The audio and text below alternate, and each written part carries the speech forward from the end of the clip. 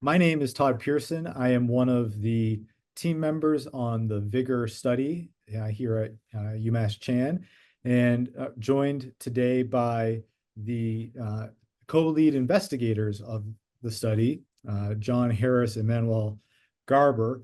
And I'm going to turn it over to them at this point and let them introduce themselves and talk a little bit about what the VIGOR study is and just some basics about what we're trying to do. So over to you, John and Manuel. Hi, I'm John Harris. I am a dermatologist and physician scientist. I just finished my clinic about an hour ago. So I have clinic on Tuesday afternoons, seeing patients with vitiligo, diagnosing, treating the disease. But more importantly for tonight, for this video is the fact that we study vitiligo. We try to understand what causes vitiligo through a number of different types of research. I've been studying it for now 14 years, almost to the day, and I've been working with Manuel to study it for six or seven years.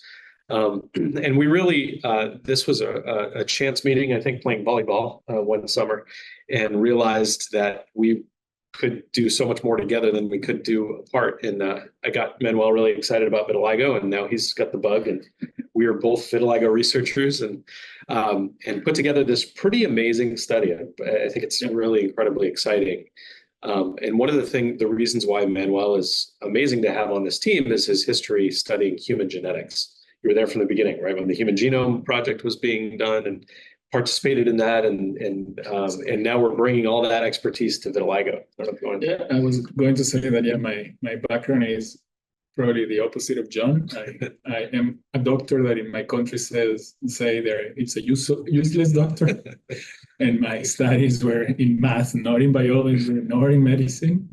But I had the opportunity, as John says, to join the Human Genome Project, and I spent a lot of time there, not only the building the genome, but also developing the tools that we hoped would be used in studies like this.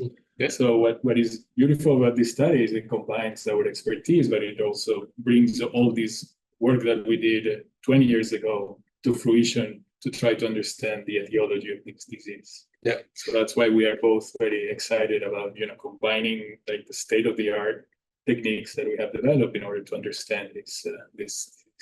The goal is to answer some questions that I get asked all the time, and I get asked this afternoon in clinic. Questions like, why did I get vitiligo? What caused it? Did I get, was it my infection? I had a patient actually who got vitiligo immediately after getting into a car accident. And so that was one I hadn't heard before. So we're starting to think through that, and wow, could that have been the cause? People want to know exposures. Today they ask specifically, are there things I can get exposed to, or things in my diet I should be thinking about? And that's what this study is answering. Yeah, it's one in a lifetime opportunity, right? To understand exactly what happens, why people develop vitiligo. Rather than anecdotally, we will make it very, very standardized and figure out all the possibilities from genetics to diet to exercise, lack thereof, sleeping patterns, travel, everything that might trigger vitiligo that we hear anecdotally, but here we might be able to show exactly how much it increases the risk of doing so. So, John and Manuel, one of you maybe you want to tell us a little bit about the design of the VIGOR study, who it's for, how you're going to figure these things out, unlock these mysteries, if you will. What are the unique aspects of the setup and the design of the VIGOR study? Yeah, to answer this question, we need a bunch of people who don't have vitiligo, right? That's really the crux of this study. We need people who don't have vitiligo, but are at a higher risk of developing it. So if you have a close relative with vitiligo, you're at a higher risk of getting it. And so to try to understand what causes vitiligo, it's a little too late to study only people with vitiligo. We need to study people who don't have it. And so our idea was we have great access to people with vitiligo through our clinic and through social media, and our previous research has really drawn a lot of attention and helped us build relationships with many people with vitiligo. So the idea is, can we nucleate, find one person with vitiligo, and then enroll their family members as part of our study, and then use that whole family unit to understand risk of vitiligo. And that's really important for two reasons. One, the genetics, right? So people related, we want to study that relatedness on a DNA level, on the genetic level, and on your gene level, which is what Manuel's an expert at. And there have been some studies already done a number of years ago studying the genetics of vitiligo. So what genes really increase your risk. And so our idea was to take that work, knowing the genes, and then try to put together a risk score. So people ask me in clinic, can you act today, this afternoon, they said, can you do a genetic test and tell me about my vitiligo? I said, not yet, but soon we hope. And the other thing is the work that we did in the previous 7 years showed that it is very likely that a little signature, a little biomarkers arise before people develop vitiligo. And it's unclear how they are connected to your genetics or to these environmental factors that we mentioned before. So one of our goals and the goals of this study is how genetics and environmental factors affect those biomarkers and how much earlier than developing vitiligo that happens. That's a unique opportunity that could not be done before. If vitiligo is the fire, then the biomarkers, these might be a smoke. So if we can see a little bit of smoke in the woods, we can tell, wow, a fire is about to start there, but we can get at it before the fire starts. I think that's our plan. And that's kind of spins out into how we're doing this study and why we can enroll people from all over the country, and we'll be sending kits. And there's a lot to talk about, I think. And as John always says, if you can see the smoke, then you can reset skin and kind of tamper the smoke and reset it back to normal. That's prevent the disease. That's kind of the long-term vision for the study. That's a great overview. So what I'd like to do is actually talk for a minute about how people can join the study. And I have a slide that I will share just to give a little visual aid. Makes it a little bit easier, I think. And so I just want to talk very briefly about the enrollment process. It is a little, I think, to, maybe the first time you hear it, a little bit complicated, but it's really quite simple in reality. We've spent a lot of time trying to figure out how to streamline this as much as possible.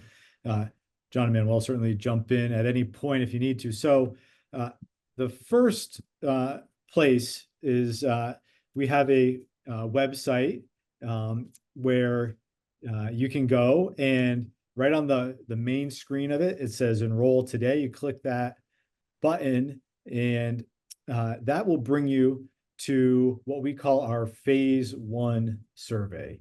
You fill this out, and it says to us, I am an interested participant in the VIGOR study. We collect that information, and if you are indeed a good candidate, which at this point means living in the United States and hopefully Canada soon, and either have vitiligo yourself or are closely related to someone with vitiligo and can recruit your family members to also join, that makes you a good candidate. At that point, we would then create a phase 2 survey, which you would give to your family members, where they would fill that out and say, I am related to you, and I also want to participate. And so that's how we build our family cohorts. From there, once we've collected all of your information, then we enroll you using this app that we've developed that we're going to talk about in a few minutes. And we manage all of our communication and interaction with you through this app. As John and Manuel were saying, we are doing this recruiting across the country. We are based in Worcester, Massachusetts, but we are recruiting people all over. This is a quote unquote siteless trial, meaning you can live anywhere. You don't need to be close to us here at UMass. And we send you the kits. We manage communication with you through our app or through a website interface. and it allows us to have a broader reach. So we have a QR code here on the screen. If you are not a part of our study but are interested in perhaps joining our study, you can scan that QR code. It'll bring you right to that VIGOR webpage where the Enroll Now button is. So, please feel free to do so. And because we have kind of a mix of people here in our audience, I thought we would perhaps do a quick poll. David, if you want to set that up, to see how many people here today are already in the study versus people that are not in the study. So go ahead and we'll let that go for a minute here and see what the results are. They're coming in. While you're doing that, I thought I wanted to mention a couple things. We're gonna, I don't know, Todd, do we have a kit that we're sending out to people that we can show people? So we can run and grab that, and we'll show you what's in the kit and what to expect once you enroll. But also, oh, Todd can do it too. Yeah, you want to do that now? Sure. So Yep. part of enrolling in the study, we mentioned we're gonna look at your genes, right? To do that, we need to collect some DNA from you, and the way we do that is with a spit tube. So maybe you've done this for ancestry.dna.com, or you've done it for 23andMe. It's just a tube that you spit into, and then you pull the tube off and put a cap on and send it back to us, and we can use that to isolate your DNA and look at your genes and how related you are to your family members and which genes. There are about 60 genes that increase your risk of developing vitiligo, and so we can look at that and say, wow, you've got 40 of them, or you've got 5 of them, or you have 25 but your mother has 28, and then that will start to help us to understand how much influence that has. And maybe you've got a couple people in your family, then maybe there's 6 of you and 2 of you have vitiligo. Well, we'd love to see if the 2 who have vitiligo have 40 genes, and then the ones who don't have 10. That might tell us something. So that's the beginning. That's the spit tube that you just showed us. And you only get that in the first kit that we send you. Yep, one time. Yeah, once we have your DNA, we got it. Yeah. Then there's another thing in there. You want to show us? That's the Tasso device. Yep. That's this right here. It's a small little, here I can take it out of the package. Yeah. And we have videos in Spanish and in English on how to use this. I did it on myself, so you can watch it from the website that Todd showed you. You can access those videos. It's just a small little blood collection tube. You have a little sticky here. You peel off, you put it on your arm, and you just press the red button, and it collects capillary blood over the course of a couple of minutes. Many of us here have tried it out. I know that collecting blood can sound sometimes a little bit scary, but it is quite painless in the amounts that we need to collect for this. You can see it's just a tiny little tube. So those are the 2 items that we're sending right now. There are other things that we are likely to send in future kits, like tape strips that you can use on your skin that take off just a few skin cells so that we can do genetic or genomic analysis of those. So we have a variety of different at-home sampling. These are all things that you can do by yourself at your home, collect them, and then send them back. We ship them with the return, FedEx label already on the box. So all you need to do is put your samples back into the box that it came in and drop it off at a FedEx location, and it comes back to us, and we are then able to process your sample. Yep, we've already started. How many kits have we sent out now? So we have sent 300 kits so far, and we have received almost 2/3 of them. So we are about 210 have come back. That's great. Yeah. Most people have taken both the blood, and everybody except 3 people have returned the spit tube. There was a misunderstanding with 3, so we're sending it back again. But yeah, so we are rolling, and yeah, so far we're pretty excited. So far, so good. Because we've been planning on this for over a year. And so we were excited to be able to send out our first kits. And going back to enrollment, so that phase one that Todd presented was, so we have had about 3,000 submissions. Some of them are incomplete. Some of them say, no, I don't have any family members, but that's the number of people that have filled up at least partially any of those phase one forms. Of those, a third of those people who came to the website have indicated that they could recruit their family members, and they have recruited family members. That's in the phase two. So they sent the link to a family member, and that family member did fill out their own form. And when the family has 2 or 3 individuals, usually we try to have 3 individuals in a family, then we invite them to enroll in the study. That's a third. So we have invited 210 families right now, and totaling almost 800 people that we have invited to the study. So that's our current enrollment status as of today. We're not sure if that's good or bad because nobody's ever done this before. So we have nothing to compare it to. We're trying this for the first time ever. We're pretty excited that we've engaged hundreds and hundreds of people and that so many people are excited. We're a little bit, we want more. We want to make sure of the people we've invited that everybody signs up. So if you're already in the study, and I don't know when we're going to show those results, but for those of you who are in the study, if your family's complete, that's awesome. If there are still some people that have yet to join, if you can give them a call and say, hey, join the study, we need them. Yeah, so every week we go through all these forms, and if a family is qualified, then we invite them to enroll. And it's ongoing, so yes, anybody can enroll at any time. Great. Then you'll get your kit. That's right. Yeah. So there is absolutely still time to enroll. And so again, you can go to our website, which is vigor.umassmed.edu, and click that enroll today button. So moving along, now that, let's pretend a person has gone through phase one and phase two and enrolled, and now they're in the study. I've mentioned that the main way that we are interacting with people is through this app that we've created. And so I wanted to just spend a minute more talking about what this app is and why we've done it. And so I'll just, again, briefly share my screen. I have some videos captured showing the app in action. Again, it works on both Apple and Android devices.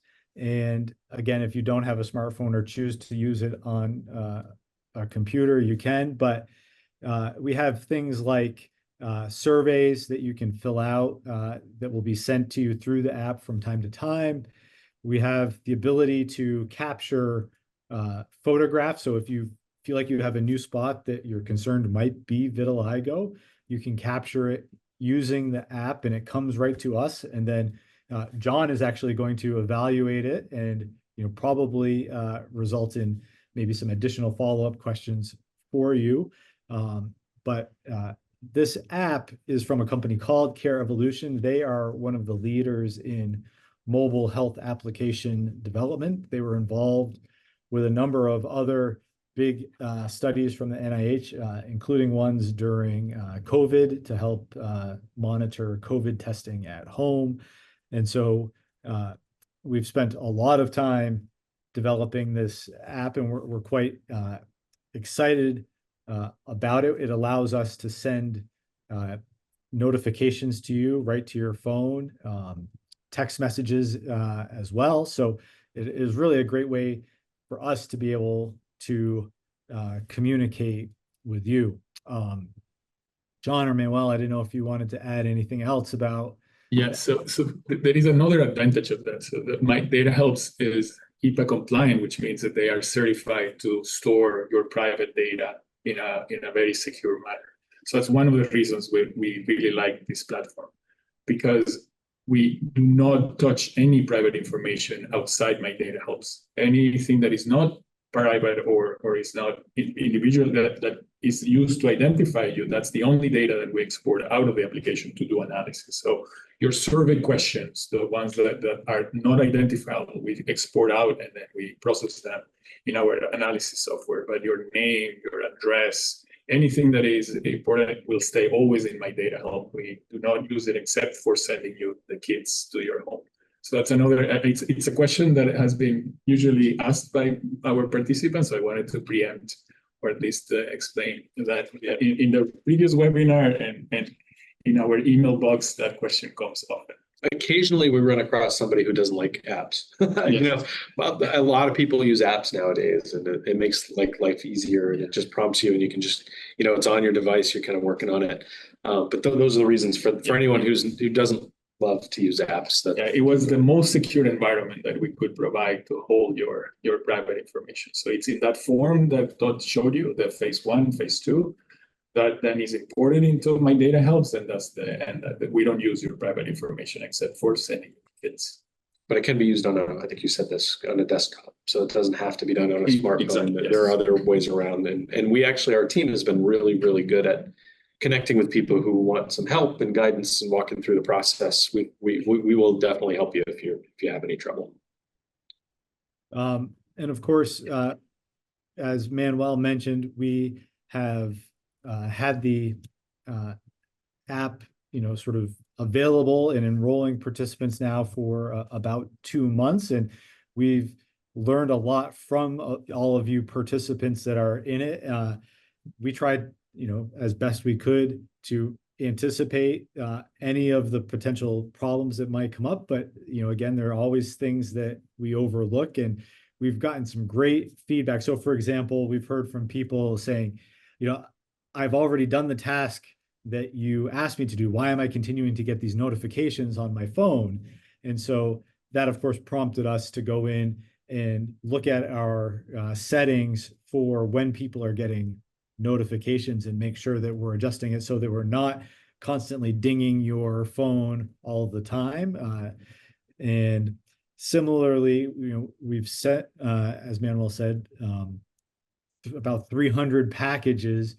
And so we've learned a lot about shipping, packages that FedEx says have arrived, but then have not actually arrived at a participant's home.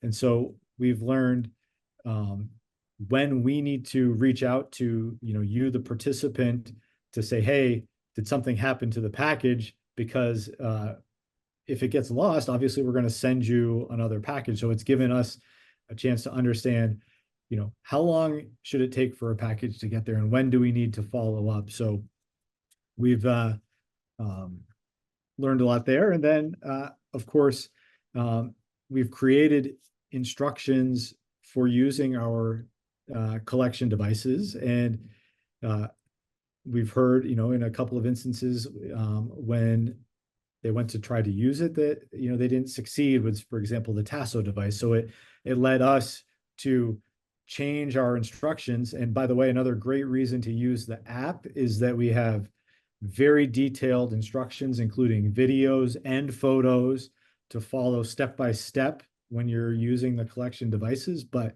based on feedback from our participants, we knew what places we needed to clarify those instructions. So, I guess the bottom line from our perspective is, to those of you here today that are in the study and already participating, thank you for all of the feedback that you've given us, because it helps make the study better.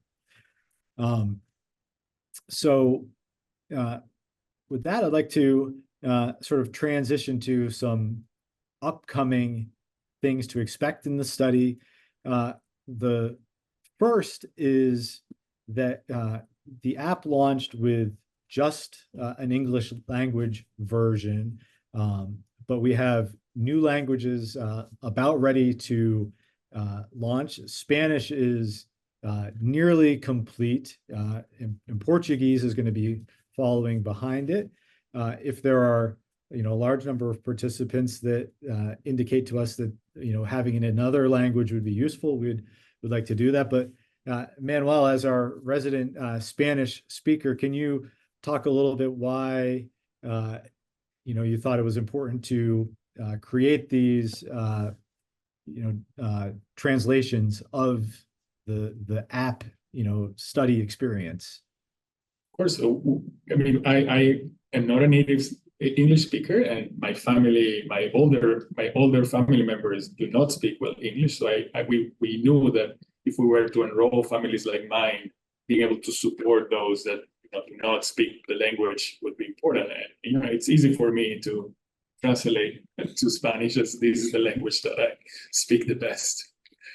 So yeah, that would be the natural way to support the immigrant community that have a lot of family members who would not be comfortable with an app that is only in English. It was funny last week. I saw you making comments. Well, this is stupid. Like somehow the translation that we obtained, you're like, that doesn't actually make any sense. You're saying when you say this, you're actually saying this, and people will not like that, right? I don't know. Do you remember any of those examples? Yeah. So my data helps translate it home, which is where you come back as casa, which makes no sense.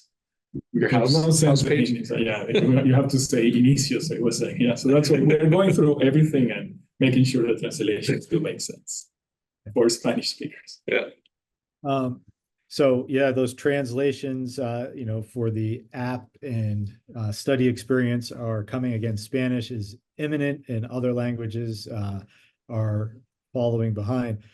John, we just recently were given a supplemental award from the NIH to add wearable devices to the study. And I wondered if maybe you wanted to speak a little bit about what that all means and why we're so excited about it.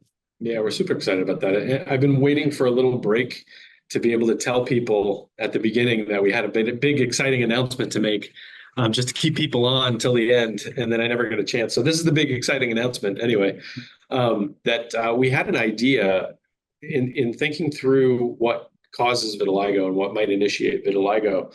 There are a lot of possible things, and we know that stress can increase the risk of vitiligo, and infections might increase the risk of vitiligo. So there's a number of things that we're going to ask you about in the app. That's then they're going to tell us, are you stressed? Are you, did you recently get sick, and those types of things. But another opportunity to support that would be wearable devices. So there are devices that lots of us already kind of have, whether it's an iWatch or Fitbit or a Garmin, or there are rings. There's a lot of things that you can wear that give you real-time feedback for your health, whether it's your heart rate or your blood pressure or how well you're sleeping or your body temperature.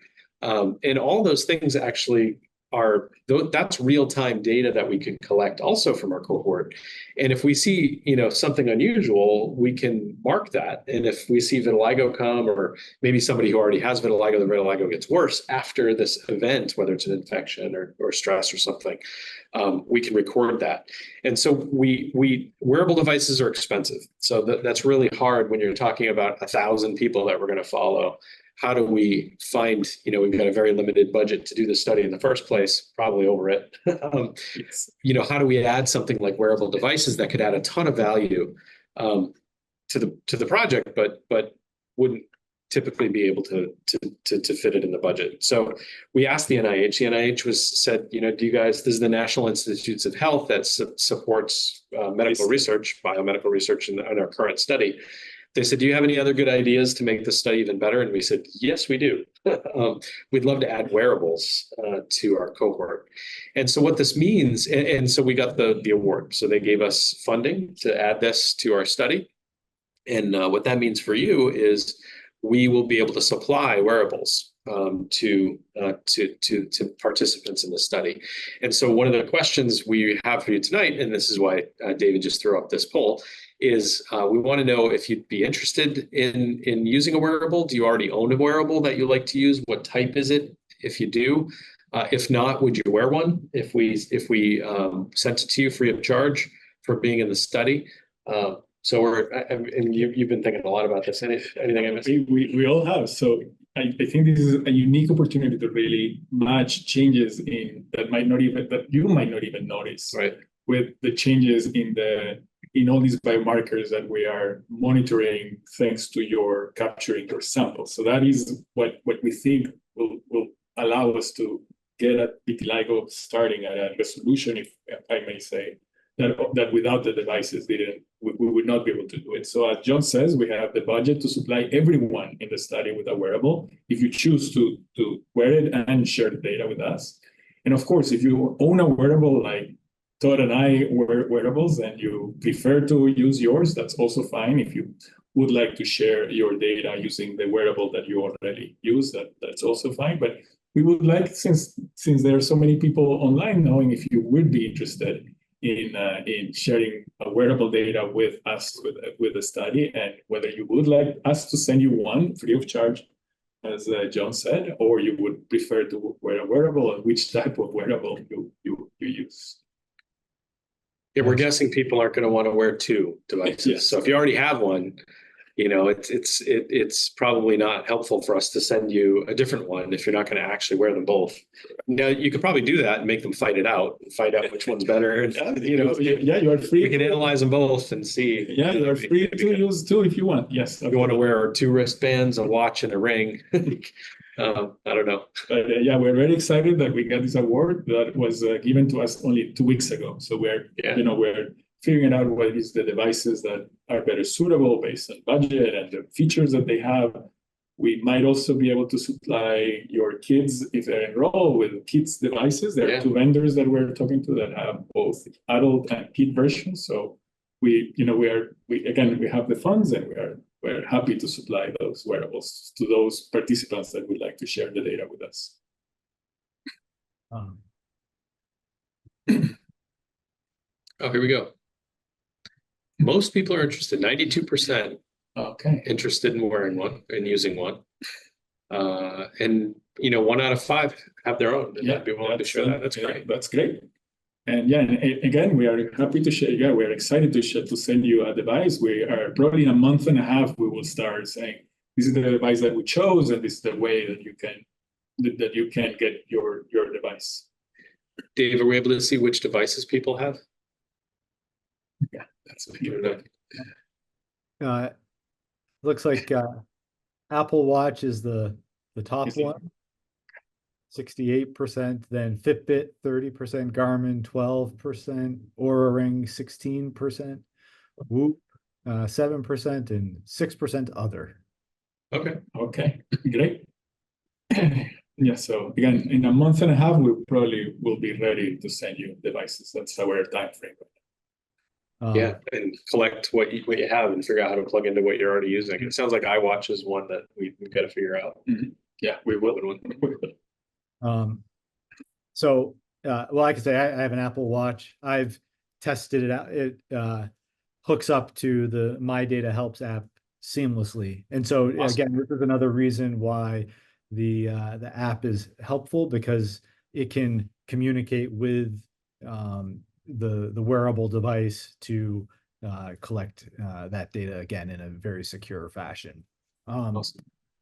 So we're getting about to the point where I want to transition and talk about, give everybody a chance to have their questions answered, but I want to finish with one other upcoming aspect of the study, and that is the compensation for participants. So the way that we've structured the compensation is as a raffle, and that again is also managed inside of the app.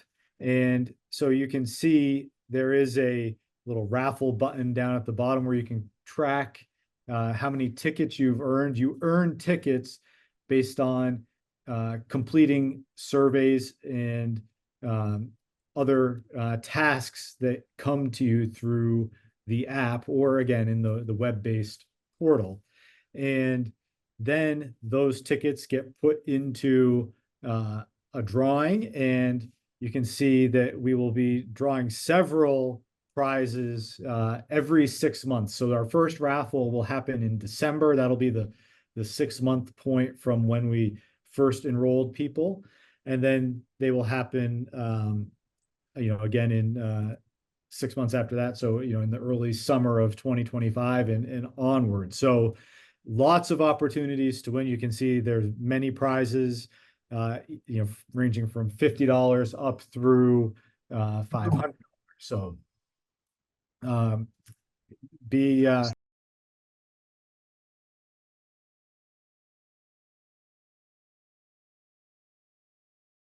okay. We're not hearing any noise. You guys are still flashing, but that's okay. Yep, we're gonna ignore that. It's not our floor. We're on the 10th floor, so if you hear 10th floor something, we might need to jump up and run, but not right now. So again, just to finish, the raffles are a nice way to thank you for participating in the study. And the more you engage with us, the better your chances of winning one of those prizes. So again, that'll happen in December. So at this point, I think it's probably best to move on to the Q&A. And so we're just going to go through here and just in no particular order, try to get through as many as we can. So this first question is actually related to the functionality of the My Data Helps app. And it says, if you are in a survey, it says, click here if you have a new possible vitiligo spot. Can you explain more about how the new spot needs to be reported, and are you interested in spots that have enlarged? So I guess that would be if you are a person that already has vitiligo and you notice a spot that is expanding. Yeah, let's talk about that, because we talked mostly about trying to discover who develops new vitiligo. How does new vitiligo begin, and what triggers that? We're very interested to understand, if you already have vitiligo, what triggers it to become active and start to expand, because many patients have vitiligo and it's not expanding. It's just kind of been there, and it's the same shape and it's the same number of spots over many years, and it just doesn't change. Something can trigger a change, though, when all of a sudden it starts to expand. And a lot of people come into my clinic, and I've met them for the first time. They said, I've had vitiligo for 30 years. And I say, well, what brought you in today after all that time? And they say, well, now it's starting to spread again, and I don't know why. So we want to know that answer as well. So that's kind of why we added that, also that function and that feature where you can say, oh, I already have vitiligo and I got a new spot. Or, as you correctly asked, an expanding spot. My old spot's getting bigger. We do want to know that very much. And so you can send a picture to me, and I can't tell if your spot's bigger from your new picture, right? Because we're not tracking everybody's size of their spot. But what I'll do is I'll take a look. If you say, oh, I've got a new spot, sometimes that's vitiligo, sometimes it's not. So I'll look at it and say, well, does that look like it's actually vitiligo? And if so, then we'll be able to register that and say, well, somebody did get a new spot while we were studying them. Did anything happen over the last 3 months? And we'll be able to look at your surveys. We'll look at the samples that we've collected. We'll look at your wearable, hopefully, and we'll be able to kind of track that. And if we're able to find that in multiple people, it'll be super useful. So I'll interface, not because John is the one who looks at all these pictures, but we got 50 of those pictures over the last 2 weeks. So that's probably what you have not heard from us, because we have not shown all of them to John yet. We didn't expect that so many people would send us, so many people will send us awesome. A picture. Yeah, it is awesome. So we are going to sit with him in the next 2 days to go over all of them, and you will hear back from us. We also didn't really think how to communicate back to you, so that's something that we will do. But yes, so bear with us. We really did not expect that in the first month of the study we would get so many of your pictures with lesion. Yeah, but thank you for sending us. So next question. Can you describe the demographics of the current participants? How many and from where, generally in the US and the world? So yep. I know we went over a little bit of that, but maybe where, geographically they're coming from. Yes, so of the 50 states, we have people from 45 of them. So 45 of the 50 states, we have participants from Hawaii, Alaska, not Missouri, not Rhode Island, for example, which always surprises me, but from 45 states. The cohort is skewed, so we have a ratio of 2-to-1 female to men, although vitiligo is not preferentially on men, so most of our enrollees have been women. And it is 75% Caucasian and about 10% from Asian India. And then there is the rest of the cohort, mostly African American and Latin. We want to increase the number. So we want to be, one of the reasons to get the different languages and everything is to make sure that we're broadly representing the population. We don't want to just learn about Caucasians. Right now we're 75%, right? So we want to learn about the whole cohort. That really requires us to find a way to engage, everyone. And I know we've worked on social media, and if you can help us get the word out, that's going to be really important. Yeah, yes, again, so we've tried a lot, and yes, this is so far what the diversity of the cohort is. And that's something that will be continually changing as we enroll new people too. So maybe we'll be able to give another update in our next webinar. A couple of related questions, and it's about the genome sequencing. So does all the genomic or genetic data remain confidential to UMass only? That is, do participants get to know about their own genome sequences? Kind of like 23andMe?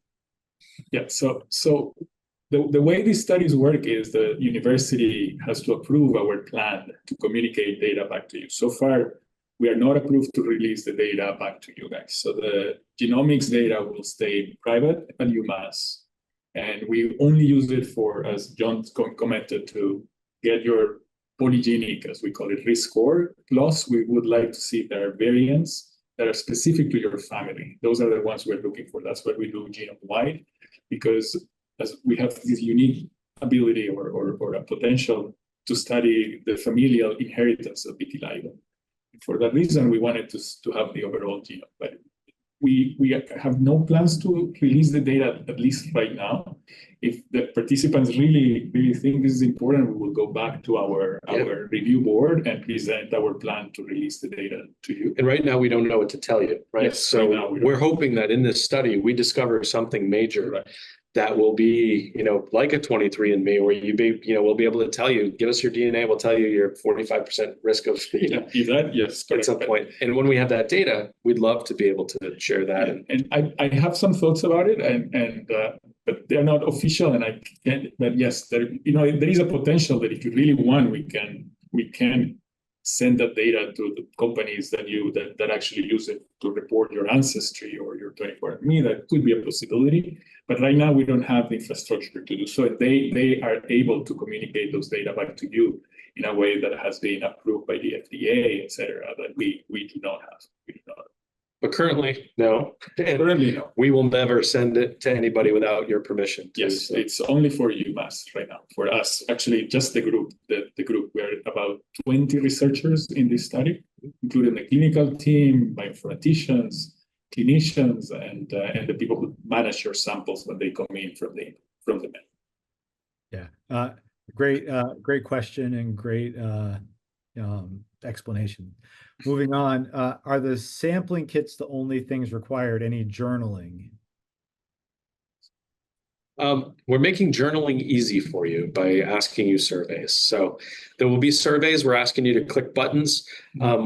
Manuel does not like journaling free text. One of the challenges is, as a mathematician, he wants to be able to take answers and have them be very well discrete, defined answers.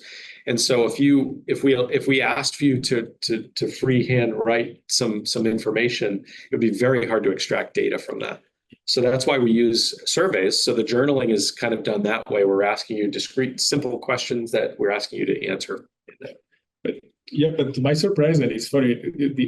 So in our surveys, we always have a comment box, and it's been a way for you guys to communicate with us, and we usually respond to any comment, any question that you have in those forms. And so the phase 1 and the phase 2, and I believe that my data helps do have ways in which you can add a comment, and we do get it, and we read it, and we usually get back to you by email. Right. Yeah. Will we be able to participate from Canada? Yes, I would say yes. Right now,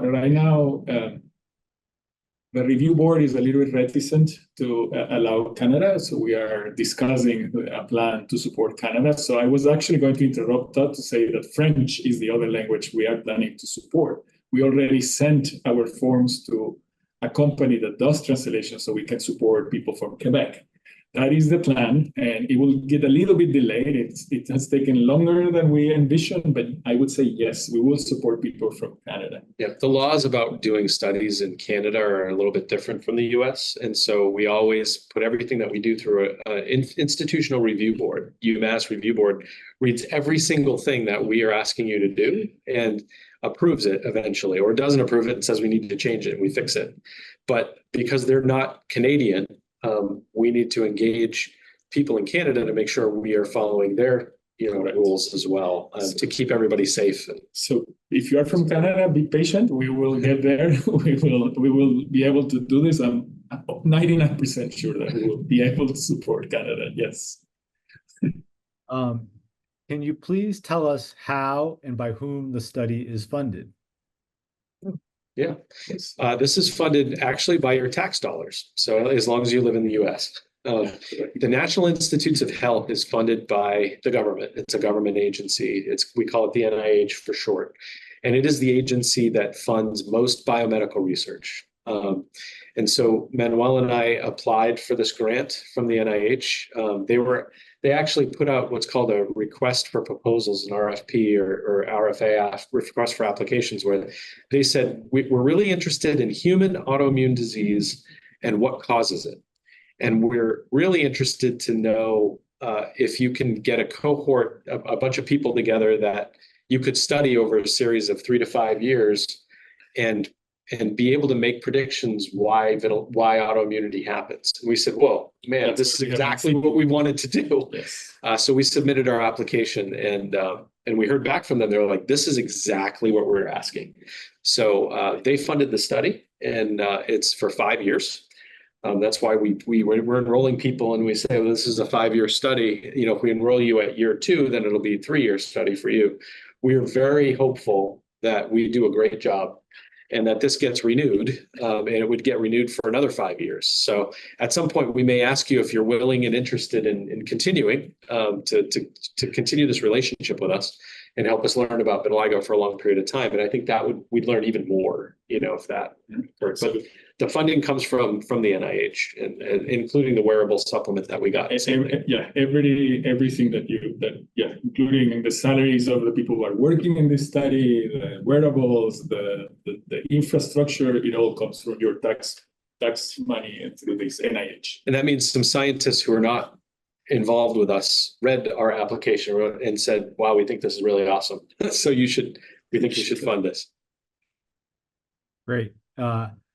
So going back to the sample collection kits and the tape strips, is the impact of the tape strips minimal? So those with vitiligo don't have to worry about damage to skin that may cause further issues. Yeah. So the tape strips are similar to using like a piece of Scotch tape that you push on your skin and pull off, and do that a few times. And so this is a very superficial thing, and it's less injurious to the skin than most things that we do, including shaving or using a loofah or a pumice scrub that we might use. We've actually used these tape strips many times, and we've never seen vitiligo go there as a result. So yes, I think it. Of course, we don't know until we hear back from you. If we're wrong, at some point we may learn. But the experience and we have suggested no, that it will not be good. Right. Great. So this question comes from a member of the VIGOR study, which is exciting. Great. Thank you for being part of our study. Yes. They're asking, is there any connection to the immune system in vitiligo? This person has a sister with multiple sclerosis and a daughter with ulcerative colitis. Wow. Well, that's what we're trying to learn from this study. We're waiting for an announcement here. Okay, I guess it's not coming. These are the types of connections we're really excited to make with this.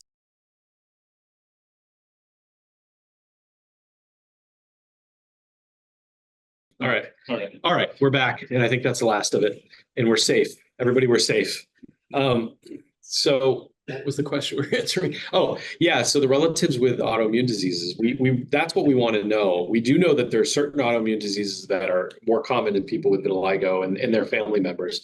I saw some patients today in clinic where, one like an aunt had thyroid disease, autoimmune thyroid disease, and an uncle had vitiligo, and another one had type 1 diabetes.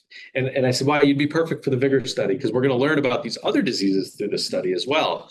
And so I forgot what the exact question was, but this is the purpose of the study and making these connections and looking at the genetics of both. And also just the relationship of the immune system to these different diseases. Absolutely. So all these diseases share what we call a very similar genetic architecture. So a lot of the variants that increase your risk for one disease also increase your risk for the other, as all of them involve the immune system. So that's why you see a little bit more prevalence of autoimmune diseases generically in a family compared to other families, as these risk variants are segregating. So we're down to our last 5 minutes, and it looks like pretty much everybody is stuck with us the whole time, which is great. Maybe we'll try to have a little bit of a lightning round to try to get through as many of these questions as we can. For ones that we don't get through, we have a FAQ section on our website already, and we can try to update the FAQ based on questions that are here in this. So even if we don't get to your question, hopefully we can get you the answers that you're looking for somehow. So first one should be quite quick. Is there a goal amount of people you want to join the VIGOR study? Yeah, we want 1,000. 1,000, yes. We're getting there. We're not there. Will the VIGOR study look at mental health and the connection to vitiligo? Certainly interested in stress. That's a big part, and mental health is connected to that. So we're looking for, if you have great ideas and how we can study that, given the tools that we have, surveys, wearables, samples, that we have some other ideas actually with the hair collecting, right? We're going to do that at some point. But yes, we're very interested in that. So one note. So John and I are very involved. The way we do science is by incorporating ideas from our groups and our participants. If you do have a strong idea and you have a real reasonable way to get a mental health in this, we will be happy to change our questionnaires to include those. Yes. Great. How closely related do family members need to be? Is it immediate family only? Is it cousins, aunts, uncles, grandparents? Who can join? We think up to cousins is ideal, but again, we are not going to prevent somebody from joining that is excited to come in. So if your second cousin that doesn't have vitiligo is going to join, we believe that the fact that the family is part of the study will make the study strong. Great. I'm trying to be brief so we can get more questions. No, this is great. I'm going to answer the next one. How many are online listening? I think we had up to 133 people join us tonight. We had over 400 people register, which is great.